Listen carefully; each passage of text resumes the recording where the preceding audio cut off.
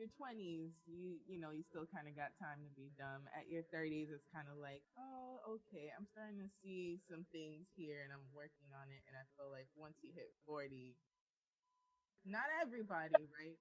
But you see things differently every year that you age. So I wonder if that applies to you. It does. But in my 20s, I was in some really unhealthy, abusive relationships in my 20s. So I spent most of my 20s and even my early 30s, I want to say, in some really unhealthy relationships. Still struggling with my self-esteem, still trying to figure out who I was in a way, still trying to figure out if I was comfortable in my own skin. Yeah. So I think I reached a point where I was like, especially after I had my children, for me, I always say this, and I've told this to so many people. You know how often you hear parents tell their children, oh, I gave you life, but they gave me life. I think when I had my children is when I decided, oh, no, I could no longer be in an abusive relationship. My kids can't witness this. I have to break that cycle. I have to break that chain. I refuse for my kids to see me be abused and then grow up and think that it's okay to abuse, because I have two boys, or to be abused. I have a daughter. So I think for my kids is when I decided, okay, let me get my GED. Let me go to college and get this associate's. I waited a couple of years and then I said, let me go back to college and get my bachelor's degree. You know what? I want to write a book. Let me write a book. And I got to complete it because my kids are watching. And they mean the world to me. I always say this. The opinion of anybody else does not matter to me at all. But now the opinion of my children, whew, I'm going to get emotional just talking about it. Seriously, because my kids mean that much to me. That I said, no more. I'm in therapy for my children. I take my medication for my children. The love that they provide for me is an unconditional love that I never got from my parents, that I never got from these men in my life. That's what they do for me. And that's the truth. And this is why every day I wake up, I tell my children I love them. I hug them. I kiss them. I tell them, I have brown kids, and I tell them how beautiful their skin color is. I tell them how beautiful their hair is. I uplift my children because that's what they need. And I believe I have broken the cycle. I don't abuse my children the way I was abused. I'm not physically, I'm not mentally, I'm not emotionally, and I'm not verbally abusive to my children. I'm proud of me. I'm proud of you too, because it's not easy to break these cycles. It's not. Because I know my parents for a fact that their parents, my grandparents, were abusive to them as well. The reason why they were abusive to me. It's because they didn't know any better. Yeah, they didn't experience anything else. So they thought that was the norm. They thought what they were doing was disciplining me. Yeah. Old school Puerto Ricans, they also had this attitude where what happens behind closed doors stays behind closed doors. You don't tell anybody outside the home what's going on inside the home. That is so unhealthy. Yep.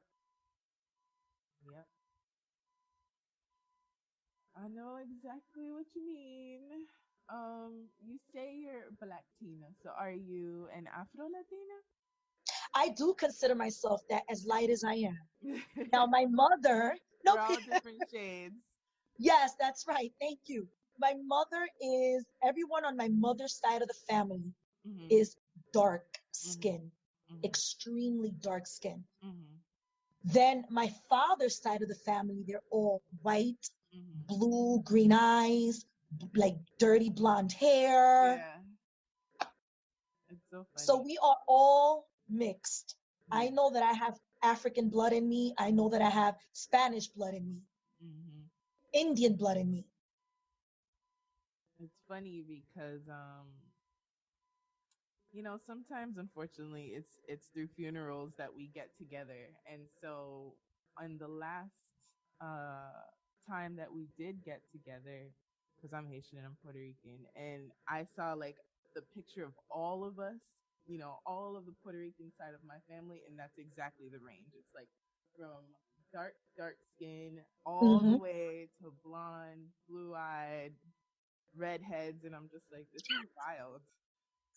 I love it. It's beautiful. It's great, but it's so wild. It's like, wow, there's like 60 of us here, and we're every shade. That's right. So that's really, really neat. My kids are my oldest is mixed with African American, and my two little ones are mixed with African. So their dad was born and raised in Africa. Yeah. So that international connection here. This was so good. Like, I have to sit with it and just absorb it. But I think it came at a perfect time because it's National Poetry Month. It's also a sexual assault awareness month. So I feel like this is it's just right. And it's uplifting, which I am really, really grateful for.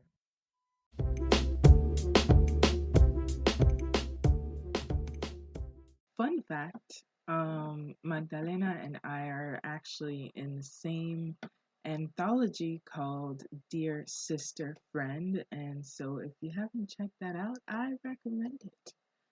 And so here is her poem from her book. And she had said this is from the good parts, because she has the good, the bad, the ugly. And it's called He Knows.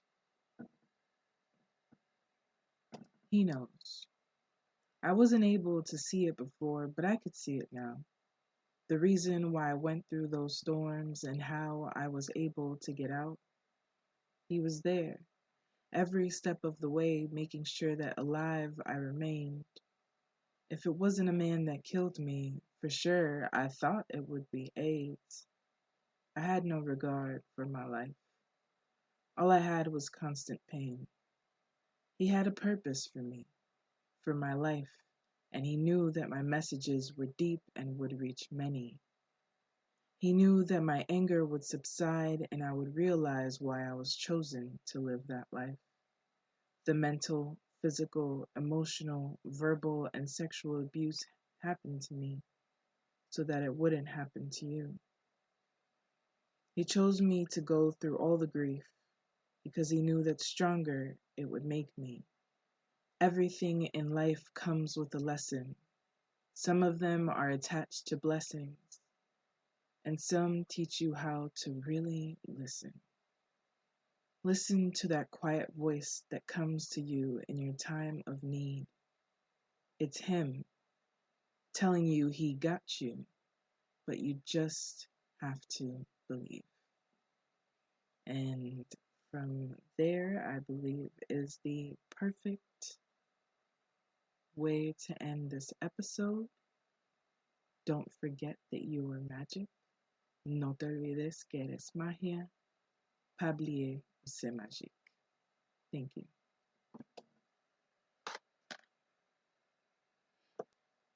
Magdalena's book can be found on Amazon. I just purchased it through Kindle. And her Instagram is Poetry is My Therapy MG.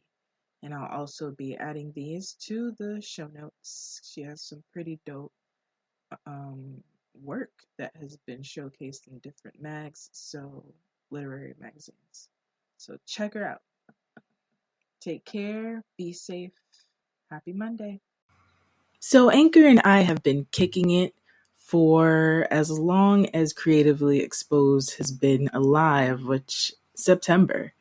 And I am amazed at how easy it is to record an episode, edit an episode when on the go, either on my phone or in my laptop.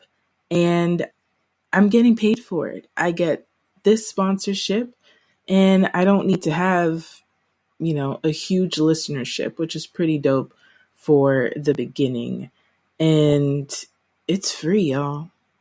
So if you've been waiting to be heard on all of the sound waves, Apple, Google, etc., then this is your time.